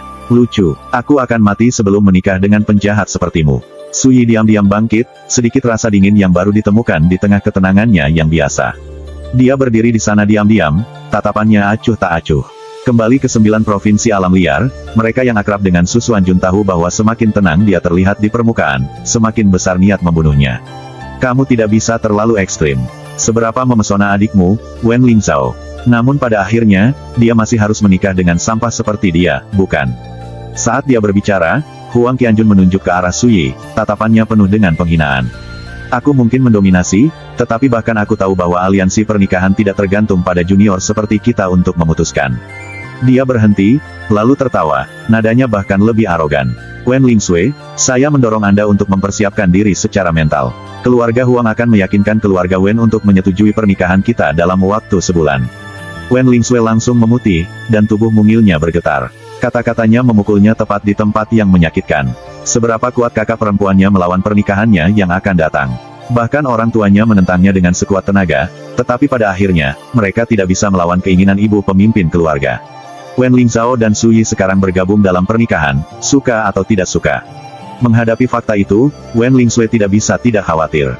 Bagaimana jika Huang Qianjun benar-benar melamar? Apakah keluarga Wen akan memperlakukannya sama seperti mereka memperlakukan saudara perempuannya? Ketika pikiran ini terlintas di benaknya, Wen Lingzhou menggigit bibirnya. Dia dalam hati panik, dan matanya menjadi kosong. Apakah aku benar-benar harus menikah dengan penjahat keren seperti dia? Tidak, jika itu terjadi, lebih baik aku bunuh diri saja. Jangan khawatir, hal seperti itu tidak akan terjadi padamu. Sebuah tangan hangat menekan bahunya, dan ketika dia melihat ke atas, dia melihat senyum tenang dan lembut di wajah tampan Su Yi. Saudara ipar, Wen Lingzhou dalam hati panik, dan kata-katanya seperti berlindung dari badai. Dia merasakan kehangatan yang tak terlukiskan jauh dari lubuk hatinya, dan ketika dia berbicara, kata-katanya tercekik oleh emosi. Pertemuan ini tidak lagi menyenangkan, bisik Su Yi. Bagaimana kalau aku mengantarmu pulang? Wen Lingzhou secara naluriah mengangguk, tetapi kemudian, matanya dipenuhi dengan kekhawatiran. Saudara ipar, jangan khawatir, kata Su Yi dengan lembut. Dia menepuk pundaknya lagi. Serahkan padaku. Tatapannya menyapu Niteng dan para gadis. Apakah kamu ingin pergi juga? Tamu-tamu lain praktis tercengang. Apakah Su Yi sudah gila? Tidak bisakah dia mengatakan bahwa celana sutra dan pengawalnya menghalangi pintu? Tak satu pun dari mereka akan pernah menduga bahwa seorang pria yang telah kehilangan seluruh kultivasinya, seorang menantu yang masih hidup, sasaran lelucon kota Guangling, akan berani mengatakan hal seperti itu. Hah? Apakah Anda baru saja mengatakan bahwa Anda akan membawa mereka keluar dari sini? Huang Qianjun membersihkan telinganya dengan seringai berlebihan. Su Yi, kamu hanyalah orang cacat, tapi kata-katamu bahkan lebih arogan daripada kata-kataku. Katakan padaku, siapa yang memberimu keberanian? Penjaganya dipenuhi tawa, seolah-olah mereka telah mendengar hal paling lucu di dunia. Su Yi, jangan menambah masalah kami, kan? Niteng cukup kesal dengannya, dan ekspresinya pucat pasi. Dia berbicara dengan sengaja, kata-katanya menunjuk. Serahkan ini padaku, Anda hanya duduk diam dan tidak menimbulkan masalah. Jika Anda memperburuk ini, jangan salahkan saya atas apa yang terjadi pada Anda. Kata-katanya nyaring dan kuat, dan gadis-gadis itu tergerak meskipun mereka sendiri. Di mata mereka, Niteng tampak seperti pria yang terus terang. Sebagai perbandingan, penampilan Su Yi sebelumnya hanya terlalu menjengkelkan. Buang-buang pikiran bahwa kata-kata saja sudah cukup untuk mengeluarkan mereka dari sini. Benar-benar lelucon. Kamu masih muda, jadi kamu pasti berdarah panas. Kalau tidak, Anda tidak akan layak mendapatkan kepala muda di pundak Anda. Su Yi memandang Niteng dan mengangguk. Saya menyetujui perilaku Anda saat ini. Niteng tertegun. Apa? Cara dia berbicara padaku. Sepertinya dia. Tapi sebelum dia sadar, Huang Qianjun tampak kehabisan kesabaran. Dia melambai kepada bawahannya. Lanjutkan. Tangkap bajingan tak berguna itu, telanjangi dia, dan gantung dia di gerbang kota. Saya ingin seluruh kota menjadi saksi atas aibnya. Lihat saja, Tuan Muda. Salah satu penjaga tidak bisa lagi menunggu. Dia menyerbu ke arah Su Yi. Nak, aku akan bermain denganmu. Penjaga khusus ini tinggi, berotot, dan berwajah penuh. Hanya berdiri di sana, dia mengeluarkan udara yang menindas. Wajah gadis-gadis itu memutih, terkejut dengan penampilannya yang ganas. Yang Sen, dia adalah bawahan Huang Qianjun yang terkuat. Dia berada di tahap memurnikan otot dari alam sirkulasi darah. Kulit dan dagingnya seperti besi, dan dia sekuat banteng yang mengamuk. Selain itu, dia mahir dalam tangan penghancur tablet hebat. Teknik ini dapat dengan mudah mematahkan dan menghancurkan tulang. Jika itu tidak membunuhmu, itu masih akan melumpuhkanmu. Saat dia berbicara, dia tiba-tiba mengayunkan telapak tangannya dengan sekuat tenaga dan niat penuh untuk menghancurkan sasarannya. Serangannya menimbulkan angin kencang, dan jika mendarat, pasti akan mengakibatkan luka yang parah. Saudara ipar, cepat dan menghindar. Wen Lingzhou berteriak ketakutan. Wajah cantiknya kehilangan warnanya. Pada jarak ini, tidak mungkin dia bisa tiba tepat waktu untuk menghentikan tinju Yang Seng. Jangan panik, kepala daging yang melatih tubuhnya tetapi tidak kinya sama mengancamnya dengan bantal bersulam. Saat suara acuh tak acuh Su Yi terdengar, tubuhnya yang kurus mengambil tindakan. Dia maju selangkah, seperti elang yang mengarahkan pandangannya pada kelinci. Tangannya membentuk cakar, dan dia dengan ahli menangkap pergelangan tangan Yang Seng. Kekuatan mengalir melalui lengannya. Satu getaran di pergelangan tangan, dan tubuh raksasa Yang Seng terhuyung-huyung. Darah dan energinya terlempar ke dalam kekacauan, seperti spray yang kusut dan terbalik. Hanya satu goncangan menghentikan momentumnya yang kuat seolah-olah itu adalah tiang bambu yang patah menjadi dua. Dia gemetar seolah diambang kehancuran. Ini adalah penerapan kekuatan yang nyaris divine. Ketika dipraktikkan hingga batas kedalaman, satu serangan yang berhasil sudah cukup untuk mengguncang darah, daging, tulang, dan organ lawan menjadi bubuk. Meskipun Yang Seng tidak akan mati di tempat, getarannya telah menyebabkan kerusakan besar pada jeroannya. Segera setelah itu, Su Yi melakukan tendangan. Bang! Saat para penonton menyaksikan dengan tak percaya, Yang Seng terbang di udara dan menabrak dinding ruang makan pribadi. Dia mengejang hebat, gemetar dari ujung kepala sampai ujung kaki saat darah merembes dari ketujuh lubang wajahnya. Semua orang yang hadir terkejut. First Immortal of the Sword Chapter 11. Ini, pikiran Niteng menjadi kosong, dan dia berdiri di sana dengan linglung. Mata Wen Lingsui dan teman-teman perempuannya terbelalak kaget. Setahun yang lalu, sekte luar kepala pedang Blue River Sword Manor, Su Yi, mengalami kecelakaan yang mengubahnya menjadi limbah tanpa kultivasi apapun. Semua orang di kota Guangling tahu itu. Namun mereka baru saja menyaksikan Su Yi menangani luka berat Yang Seng dalam satu serangan. Yang Seng, kamu baik-baik saja. Ekspresi Huang Qianjun juga berubah. Yang Seng adalah petarung paling cakap di antara bawahannya, karakter ganas pada tahap otot pemurnian di alam peredaran darah, tetapi Su Yi telah membuatnya terluka parah dalam satu pukulan. Huang Qianjun tidak berani mempercayai matanya. Tuan muda, aku, Ark, Yang Seng terbaring kusut di sudut. Dia mencoba berjuang untuk berdiri, hanya untuk meretas seteguk darah. Kepalanya terkulai ke samping, dan dia pingsan. Ekspresi Huang Qianjun langsung dipenuhi dengan kebencian yang luar biasa dan kejam. Kemarahannya memuncak, dan dengan sapuan lengannya yang tiba-tiba, dia meraung, untuk apa kau berdiri saja di sana? Cepat dan bunuh dia. Pengawalnya saling memandang, lalu melangkah maju dan menyerbu. Masing-masing dari mereka adalah seorang kultivator, dan mereka adalah karakter jahat yang bertarung dan membantai secara teratur. Mereka bukan hanya penjahat pemula. Ketika semuanya menyerang sekaligus, mereka seperti segerombolan buaya lapar. Momentum ganas mereka sendiri membuat Wen Lingsui, Niteng, dan para gadis menonton dengan napas tertahan.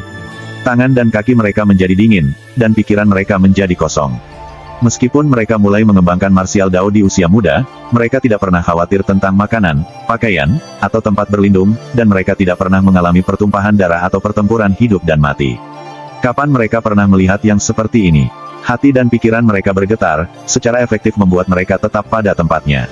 Ini tidak luput dari perhatian Su Yi. Nanti, saya harus mencari kesempatan untuk melatih Lingsui. Menumbuhkan martial Dao bukan hanya soal duduk dan bermeditasi. Menempa pikiran, keberanian, dan sikap Anda juga diperlukan.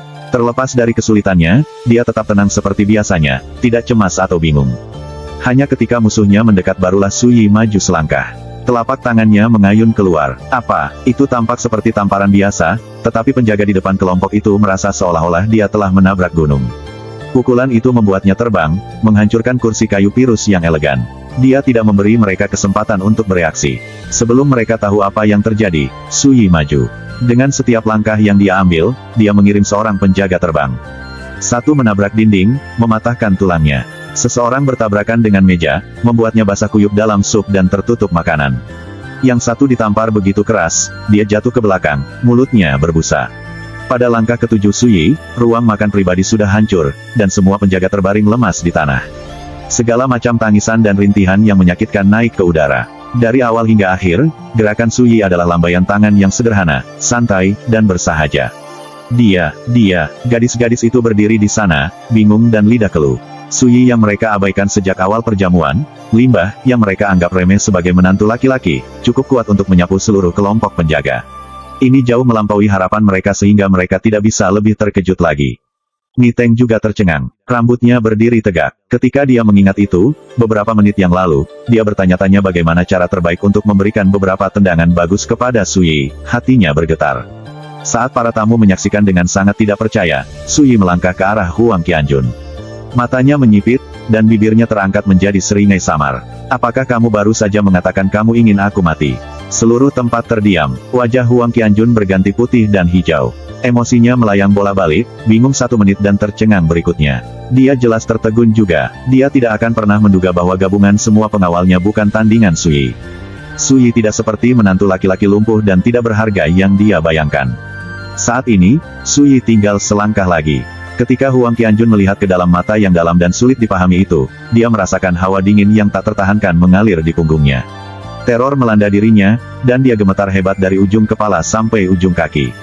Namun, dia telah menjadi tuan muda yang mendominasi dan sombong selama bertahun-tahun, jadi dia menguatkan dirinya dan berkata, Su Yi, bahkan jika kamu jauh lebih kuat dari ini, kamu masih berstatus rendah hati, hidup menantu laki-laki, sementara aku adalah murid dari garis keturunan langsung keluarga Huang. Mengatakan itu dengan lantang meningkatkan keberaniannya, dan nadanya berubah menjadi tajam dan dingin. Serang jika kamu berani, lanjutkan, tetapi jika Anda melakukannya, tunggu saja. Keluarga Huang akan membalaskan dendamku. Huang Qianjun telah melemparkan bebannya di sekitar kota Guangling selama bertahun-tahun. Ini pada dasarnya karena latar belakang keluarganya, dia berasal dari keluarga Huang, dan ayahnya adalah kepala keluarga saat ini. Ini adalah sumber kebanggaannya yang mendominasi. Seperti yang diharapkan, ketika mereka mendengar ancaman Huang Qianjun, hati Wen Lingsui dan Ni Teng tenggelam. Mereka baru menyadari betapa seriusnya dampak dari insiden ini nantinya. Namun, Su Yi hanya tertawa. Apakah kamu mengancamku? Tangannya tiba-tiba terangkat, mencengkeram leher Huang Qianjun dan mengangkatnya ke udara. Dia berbisik, jika kamu punya nyali, teruslah bicara. Lihat sendiri apakah aku berani membunuhmu atau tidak. Cengkeraman di leher Huang Qianjun sangat menyakitkan, dan wajahnya memerah dan ungu. Saat Su Yi memberikan tekanan melalui jari-jarinya, Huang Qianjun dapat dengan jelas merasakan dirinya semakin pusing. Penglihatannya menjadi hitam. Tak lama kemudian, dia akan berada di ambang kematian. Keinginan naluriah yang kuat untuk hidup merangsangnya, dan dia berjuang mati-matian, tetapi itu sia-sia. Dari sudut pandang penonton, dia tampak seperti belalang yang ditangkap, hidup dan matinya hanya sesaat. Apakah Su Yi benar-benar akan membunuhnya? Pikiran ini tiba-tiba terlintas di benak Wen Lingsui dan para tamu pesta, mengejutkan mereka. Tanpa kecuali, ekspresi mereka berubah drastis. Sehat, kenapa kamu tidak mengatakan apa-apa? Su Yi bertanya sambil tersenyum. Pipi Huang Qianjun berkerut. Dia gemetar dan meronta-ronta, tetapi dia tetap mengatupkan giginya, terlalu takut untuk berbicara. Matanya bertepi dengan teror yang dalam. Selama bertahun-tahun hidupnya, ini adalah pertama kalinya dia merasakan kematian begitu dekat. Dia merasa seolah-olah berada di ambang kehancuran. Tiba-tiba, lubang hidung Su Yi melebar dan alisnya berkerut. Gedebuk, dia membuang Huang Qianjun. Saat mendarat, ada genangan cairan kuning di bawahnya. Ketika mereka melihat ini, para penonton tercengang, tetapi mereka juga ingin tertawa. Siapa yang mengira bahwa tuan muda yang mendominasi dan kejam seperti Huang Qianjun akan kehilangan kendali atas kandung kemihnya? Temanku, tolong tetap tanganmu. Tiba-tiba, mereka mendengar suara dari luar ruang makan pribadi. Seorang pria berjubah brokat bergegas masuk, lalu menangkupkan tinjunya sebagai salam. Nama saya Yue Tianhe, dan saya adalah pemilik tempat yang sederhana ini. Tolong bantu saya dan biarkan tuan muda Huang pergi. Petik 2. Yue Tianhe, murid Wen Lingsui dan Ni Teng menyempit. Mereka semua pernah mendengar cerita tentang pemilik rumah pertemuan immortal. Dia bermata tajam dan sangat mampu. Selain itu, latar belakangnya misterius, dan semua tamunya berasal dari eselon atas kota Guangling. Tapi bertentangan dengan semua harapan, Su Yi tidak memberi Yue Tianhe wajah sama sekali. Mereka memperhatikan saat Su Yi berkata dengan datar, kamu tidak terlihat dimanapun ketika dia menerobos masuk ke kamar kami dan menyebabkan masalah. Tapi sekarang dialah yang hidupnya tergantung pada seutas benang, kamu bergegas masuk dan memintaku untuk tetap memegang tanganku. Apakah Anda pikir Anda hanya layak untuk saya hormati? Atau, apakah Anda pikir saya penurut? Nada suaranya biasa saja, tetapi sikapnya sangat tegas. Yue Tianhe tampak terkejut. Sepertinya tidak pernah terpikir olehnya bahwa menantu laki-laki keluarga Wen akan menolak untuk memberinya muka. Tatapannya beralih tanpa terasa ke Huang Qianjun dan yang lainnya tergeletak di lantai. Dia langsung menjadi serius. Tuan Muda Su, Anda benar menghukum saya. Saya yang harus disalahkan karena datang sangat terlambat. Seandainya saya datang lebih awal, ini tidak akan pernah terjadi. Saya dengan rendah hati meminta pengertian Anda. Saya pasti akan menemukan kesempatan untuk mengunjungi Anda dan meminta maaf. Dengan itu, dia membungkuk dengan hormat. Wen Lingsui, Ni Teng, dan yang lainnya benar-benar bingung. Seseorang dengan status Yue Tianhe tidak perlu begitu rendah hati. Tanggapannya yang lemah lembut membuat mereka sedikit bingung. Su Yi menggelengkan kepalanya. Tidak perlu meminta maaf. Lagi pula, kejadian ini tidak ada hubungannya denganmu. Yang mengatakan, jika Anda akan memaafkan saya karena mengeluarkan kata-kata jelek seperti itu secara terbuka, jika Anda benar-benar terlibat, Anda hanya akan mengundang bencana. Murid Yue Tianhe langsung menyempit, seolah melihat Su Yi untuk pertama kalinya. Dia tidak percaya Su Yi sebelum dia adalah orang yang sama dengan menantu keluarga Wen yang diolok-olok semua orang. Rumor itu salah. Yue Tianhe telah melihat bagiannya yang adil dari angin dan hujan, dan dia membuat penilaian ini secara instan. Sementara itu, tatapan Su Yi kembali ke Huang Qianjun. Aku, Su Yi, selalu menjelaskan perasaanku, jadi aku akan memberikannya langsung padamu. Saya akan memberi Anda kesempatan untuk membalas dendam, tetapi jika Anda mengambilnya, Anda harus menanggung akibatnya. Pikirkan dan putuskan sendiri. Dengan itu, dia menoleh ke Wen Lingsui di dekatnya, tersenyum, dan melambai padanya. Lingsui, ayo pergi. Serangkaian peristiwa mengejutkan yang baru saja dia saksikan membuat Wen Lingsui linglung. Dia secara naluriah menjawab, oke, lalu bergegas ke sisi Sui. Sui kemudian menoleh ke Niteng dan para gadis. Semuanya, apakah kamu berencana untuk tetap di sini? Mereka masih tenggelam dalam kebingungan yang mengejutkan. Mereka saling memandang, tetapi tidak mungkin mereka bertahan. Mereka segera bangkit dan mengikuti Sui keluar pintu. Yue Tianhe tidak berusaha menghentikan mereka. Hanya ketika mereka menghilang dari pandangan, dia menghela nafas panjang. Mantan sekte luar SWAT Chief dari Blue River SWAT Manor benar-benar hidup sesuai dengan reputasinya. Semua orang di kota Guangling meremehkannya sampai tingkat yang sangat tinggi. Paman Yue, kamu adalah teman lama ayahku. Apakah kamu tidak melihat betapa buruknya dia menindasku? Mengapa Anda tidak mencoba menghentikannya? Huang Qianjun sudah kembali berdiri. Wajahnya sangat pucat. Bodoh. Yue Tianhe dalam hati mengutuknya, tetapi dengan suara keras, dia hanya meringis. Keponakanku tersayang, aku tidak berani membuat masalah seperti itu pada diriku sendiri. Jika Anda ingin menyelesaikan ini, saya sarankan Anda membicarakannya dengan ayah Anda. Seperti yang dikatakan Sui, terlibat dalam hal ini seperti melemparkan diri ke dalam api. Paman Yue, aku tidak pernah menyadari bahwa kamu adalah seorang pengecut. Anda bahkan tidak berani menyinggung menantu laki-laki keluarga Wen. Lupakan semua yang saya katakan sebelumnya. Dengan satu komentar terakhir, Huang Qianjun menyerbu melalui pintu tanpa berhenti untuk mempertimbangkan pengawalnya. Yue Tianhe tidak berusaha menahannya. Dia menyeringai mengejek, celana sutera ini sudah busuk. Tanpa perlindungan ayahnya, siapa yang tahu sudah berapa kali dia terbunuh sekarang. Wen Lingsui memiliki seluruh keluarga Wen yang mendukungnya, sementara ayah Niteng adalah kapten penjaga tuan kota. Yang lainnya juga terkait dengan berbagai sekte dan faksi. Aku harus benar-benar bodoh untuk terlibat dalam semua ini. Tatapan Yue Tianhe kemudian menyapu para penjaga keluarga Huang yang terluka parah, keraguan muncul di hatinya. First Immortal of the Sword Chapter 12. Di luar tempat berkumpul Immortal. Teman dan teman sekelas Wen Lingsui buru-buru pergi, tetapi sebelum mereka pergi, kebanyakan dari mereka hanya bisa melirik Sui. Siapa yang mengira bahwa dalam menghadapi agresi Huang Qianjun, Niteng yang mereka harapkan hanya bisa bertahan, sementara Sui yang mereka hina akan memberi mereka kejutan yang menyenangkan.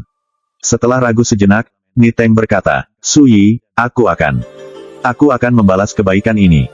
Kemudian, dia berbalik dan pergi. Dia selalu suka pamer, tapi setelah kejadian hari ini, dia terlihat lebih pendiam. Lagi pula dia tidak terlalu buruk. Sui tersenyum. Syukur dan membalas kebaikan orang lain adalah kebajikan. Kakak ipar, barusan, bibir Wen Lingsui terbuka, tetapi dia tampak ragu untuk melanjutkan. Ayo pulang dulu. Sui tersenyum dan memotongnya, lalu mulai memimpin. Itu juga bagus. Wen Lingsui memaksakan kekhawatirannya dan bergegas mengejarnya.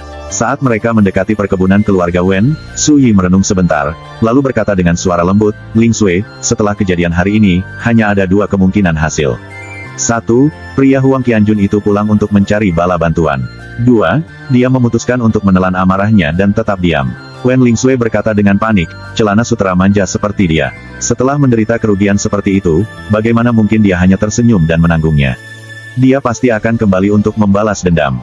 Su Yi mengangguk. Kamu benar, tetapi bahkan jika dia melakukannya, tidak apa-apa. Dia hanya akan datang mencariku. Ini hanya membuat Wen Lingsui semakin khawatir. Dia menarik napas dalam-dalam, lalu berkata dengan sungguh-sungguh, Kakak ipar, kejadian hari ini terjadi karena aku. Tidak mungkin aku membiarkan bahaya menimpamu. Tekad yang kuat bersinar di wajahnya yang mungil dan cantik. Tenang, kata Su Yi. Dia mengulurkan tangan untuk mengacak-acak rambutnya. Kejadian ini tidak seserius yang kamu pikirkan. Wen Lingsui mendengus tanpa sadar. Kakak ipar, aku akan kembali dulu. Saat dia berbicara, dia berbalik dan berlari ke perkebunan keluarga Wen. Su Yi menggelengkan kepalanya dengan sedikit putus asa. Gadis bodoh. Bahkan jika kamu meminta bantuan orang tuamu, tidak mungkin mereka peduli denganku. Lalu, dia tersenyum. Dia memiliki seseorang yang peduli dan mengkhawatirkannya, itu tentu saja hal yang baik. Baginya, kejadian hari ini di rumah pertemuan Immortal tidak sedikit pun penting. Apa, pengganggu yang tidak berguna? Su Yi mengalahkan Huang Qianjun. Ketika Wen Lingsui menjelaskan semua yang telah terjadi, Qin King tidak bisa lagi duduk. Dia melompat berdiri dengan sangat takjub. Wen Changtai hampir tidak berani mempercayai telinganya. Huang Qianjun, dia adalah pewaris kepala keluarga Huang, Huang Yunchong. Jika kakak ipar tidak ada di sana hari ini, dia akan sangat menggertak saya. Dia bahkan mengatakan dia akan muncul dengan lamaran pernikahan, dan begitu dia membawaku pulang, dia akan mengajariku tempatku. Mata cerah Wen Lingsui basah oleh air mata saat dia dengan getir melampiaskan keluhannya. Bu, tidak peduli apa, kamu harus membantu kakak iparku. Qin King melihat merah. Dia mengertakkan gigi dan meludah, aku sudah lama mendengar cerita tentang kelakuan buruk penjahat manja itu. Mereka mengatakan tidak ada kedalaman di mana dia tidak akan tenggelam, tetapi saya tidak pernah menduga dia akan mencoba dan menancapkan cakarnya ke putri saya. Tapi, Qin King terdiam, dan alisnya berkerut. Saya khawatir saya tidak memiliki kemampuan untuk menyelesaikan ini. Itu semua karena ayahmu tidak berguna. Dia berbalik dan menatap tajam ke arah Wen Changtai. Wen Changtai meringis, lalu bergumam, Sui membawa ini pada dirinya sendiri. Apa hubungannya dengan saya, Bu? Jika kamu menolak untuk terlibat, aku akan pergi menulis surat untuk bantuan kakak, kata Wen Lingsui dengan panik. Dia adalah murid akademi asal surga sekarang. Mata Qin King berbinar, dan dia menamparkan pahanya. Betul sekali, status dan posisi kakakmu tidak seperti sebelumnya. Sekarang dia punya ide, dia berdiri. Aku akan berbicara dengan kepala keluarga sekarang. Saya menolak untuk percaya dia akan mengabaikan permintaan kami, jika hanya demi Ling Zhao. Wen Lingsui langsung menyala dengan gembira. Cepat, Bu, buru-buru, gadis bodoh, aku melakukan ini untukmu, kata Qin King kesal. Aku hanya membantu mocer itu sementara aku melakukannya. Itu hal yang sama, kata Wen Lingsui, senyumnya seperti bunga mekar. Ola Klan, Sui, pemborosan itu. Dia benar-benar mengalahkan Huang Qianjun dan para pengawalnya. Ketika dia mengetahui mengapa Qin King datang, kepala keluarga Wen Changjing merasa sulit untuk percaya. Itu tidak terasa nyata. Qin King membeku. Betul sekali, mocer Sui itu tidak memiliki kultivasi lagi. Kepala keluarga, bagaimanapun juga, Huang Qianjun itu menggertak Lingsui. Jika dia kembali untuk membalas dendam, kita tidak bisa hanya berdiam diri. Qin King tampak penuh dengan kekhawatiran. Ketika Ling Zhao menikahi Sui, saya sudah berpikir untuk bunuh diri. Jika sesuatu terjadi pada Lingsui, aku benar-benar tidak ingin hidup lagi. Qin King menutupi wajahnya dan menangis. Wen Changjing mengerutkan alisnya, merenungkannya, lalu berkata, tentu saja aku akan turun tangan. Lagi pula, Lingsui adalah anggota keluarga Wen. Bagaimana mungkin kita membiarkan keluarga Huang menggertaknya? Qin King langsung menyala dengan rasa terima kasih dan kegembiraan. Kepala keluarga, kata-katamu membuatku nyaman. Jangan terlalu bersemangat. Wen Changjing menggelengkan kepalanya, ekspresinya dingin. Yang saya katakan adalah bahwa saya akan melindungi Lingsui. Saya tidak pernah mengatakan saya akan melindungi Sui. Tidak peduli alasannya, dia menyebabkan kekacauannya, dan dia harus menanggung akibatnya sendiri. Hati Qin King tenggelam, dan dia berkata dengan ragu-ragu, kepala keluarga, jika dia tidak menjulurkan lehernya, Lingsui mungkin akan sangat menderita. Menurutmu, Wen Changtai dengan dingin memotongnya. Kakak ipar, sepertinya aku mengingatmu membenci menantumu itu lebih dari apapun di dunia ini. Mengapa Anda tiba-tiba berbicara atas namanya? Dan jangan lupa, hanya beberapa hari yang lalu, dia sangat menyinggung Tuan Muda Wei Zheng yang tepat di depan semua orang. Aku bahkan belum membawanya ke tugas ini. Saat dia mengucapkan kalimat terakhir itu, nadanya mengesankan, dan kata-katanya mengungkapkan kemarahannya. Qin King membeku, malu. Saat dia hendak menjawab, Wen Changjing memotongnya lagi. Lusa adalah ulang tahun ke-80 ibu pemimpin keluarga. Saya memiliki banyak hal untuk diperhatikan. Anda kembali dulu, itu sama saja dengan menunjukkan pintu padanya. Qin King tidak berani mengganggunya lebih jauh, jadi dia bergegas pergi. Ketika dia kembali ke kediaman keluarga mereka, dia melihat Wen Lingsui menunggunya dengan penuh harap. Bu, bagaimana hasilnya? Gadis itu menatapnya penuh harap. Qin King memaksakan senyum, lalu berkata dengan ambigu, kepala keluarga telah setuju untuk terlibat. Itu akan baik-baik saja. Lingsui, kamu akan kembali ke Pinnacle Sword Manor besok. Jadilah baik dan tetap tinggal, sama sekali tidak mungkin Huang Qianjun berani membuat masalah untukmu. Saya senang mendengarnya. Kakak ipar juga tidak akan diintimidasi. Gadis itu mengangguk senang dan melompat kegirangan. Qin King, bagaimanapun, merasakan gelombang rasa bersalah, dan dia berusaha menghibur dirinya sendiri. Bahwa Sui pada akhirnya adalah orang luar. Bahkan jika keluarga Huang memberinya pelajaran, itu bukan masalah besar kecuali mereka membunuhnya. Dia tiba-tiba sepertinya mengingat sesuatu. Benar, Lingsui, kakak iparmu, apakah dia memulihkan kultivasinya? Wen Lingzhao menggelengkan kepalanya. Aku juga tidak tahu. Bagaimanapun, baik Huang Qianjun dan pengawalnya sama sekali tidak berdaya melawannya. Saat dia berbicara, matanya berbinar, dan pemandangan pertempuran Sui di rumah pertemuan immortal muncul di benaknya. Memikirkannya saja sudah membuatnya emosi. Qin King tertawa dingin, seolah-olah dia telah melihat melalui Sui sampai ke detail terkecil. Saya perhatikan anak itu menyembunyikan sesuatu sejak lama. Berapa banyak mata berputar dan kata-kata berduri yang dia alami selama setahun terakhir. Namun saya belum pernah melihatnya kehilangan kesabaran. Seperti malam adikmu kembali. Hanya dalam beberapa kata, dia membuat marah Wei Zheng yang setengah mati, dan dia membalikkan seluruh situasi. Bagaimana, pemborosan yang tidak berguna, dapat mencapai hal seperti itu? Aku harus mencari kesempatan untuk mendapatkan jawaban darinya. Wen Lingsui hanya terkikik sebagai tanggapan, tetapi dia tetap diam. Dia berpikir pada dirinya sendiri, dia adalah saudara iparku. Tentu saja dia hebat. Kota Guangling, keluarga Huang. Suasana di dalam aula megah mereka sangat menindas. Huang Qianjun berlutut di lantai, suaranya serak. Ayah, aku tahu aku salah. Saya bersedia mengakui kesalahan saya, dan ke depan, saya pasti akan berkultivasi dengan tekun. Cepat atau lambat, saya akan membalas penghinaan hari ini 10 kali lipat, tidak, 100 kali lipat. Kepala keluarga Huang Yunchong duduk, diam dan tanpa ekspresi, di kursi utama aula. Dia tinggi dan mengesankan dengan jubah hitam lengan lebarnya, seperti harimau yang berjongkok atau naga yang melingkar, kehadirannya seluas dan sekuat lautan. Udara begitu tercekik, Huang Qianjun merasa seolah-olah dia hampir tidak bisa bernapas. Lama berlalu sebelum Huang Yunchong tiba-tiba bangkit dan tertawa terbahak-bahak. Dengan ambisi seperti itu, kamu pasti akan mencapai sesuatu yang hebat suatu hari nanti. Bangun, besok, saya akan mengunjungi Suyi untuk membahas masalah ini. Tempatnya adalah rumah pertemuan immortal. Huang Qianjun tercengang. Ayah, mengapa melakukan kunjungan pribadi untuk masalah kecil seperti itu? Huang Yunchong berjalan ke arahnya dan membantunya berdiri. Kamu tidak mengerti. Sebelum Anda menabrak seekor anjing, Anda harus memeriksa dan melihat siapa pemiliknya. Saya Huang Yunchong, dan Anda adalah anak saya. Matanya berkilat sedingin es, dan kata-katanya dingin. Saya akan menggunakan dia sebagai contoh. Saya ingin semua orang di kota Guangling tahu bahwa Anda adalah timbangan terbalik Huang Yunchong, dan jika ada yang berani menyentuh Anda, mereka akan berbagi nasib yang sama dengan Suyi.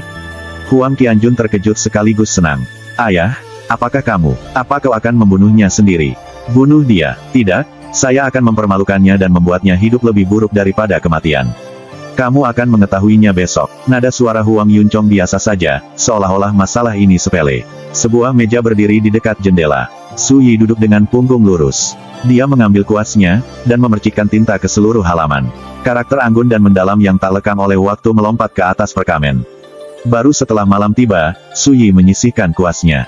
Meja sudah ditumpuk tinggi dengan lembaran kertas tipis, semuanya tertutup tulisan. Besok pagi, aku akan memberikan teknik pernapasan ini kepada Lingsui, pikir Suyi dalam hati.